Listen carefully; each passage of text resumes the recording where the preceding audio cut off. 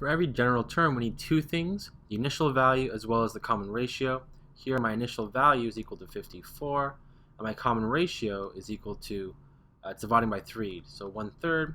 Therefore, Tn is equal to 54 times 1/3 to the power of n minus 1, and thus T9 will equal to 54 times 1/3 to the power of 9 minus 1 is 8, yields 2 over 243.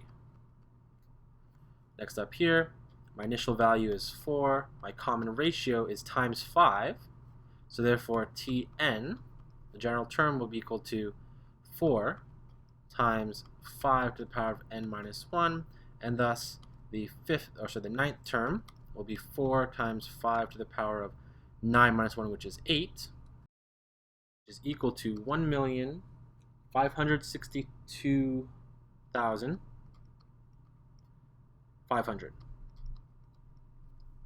Over here, our initial value is equal to 1/6, and our ratio is equal to 6 over 5. To go from 1/6 to 1/5 is 6 over 5. Therefore, the general term is equal to 1/6 times 6 over 5 to the power of n minus 1, and thus T9 is equal to 1/6 times 6 over 5 to the power of 8, yields the fraction of 6 to the power of 7 over 5 to the power of 8, which if you round to a decimal gives you 0.12, roughly 0.72.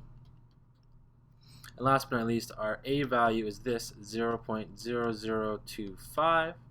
Our common ratio is times 10, therefore our Tn, a general term, will be 0.0025 times 10 to the power of n minus 1, and thus T9 will equal to 0.0025 times 10 to the power of 8, which equals, moving this over 8 spots, so 1, 2, 3, 4, and then so 4 zeros, so 25000.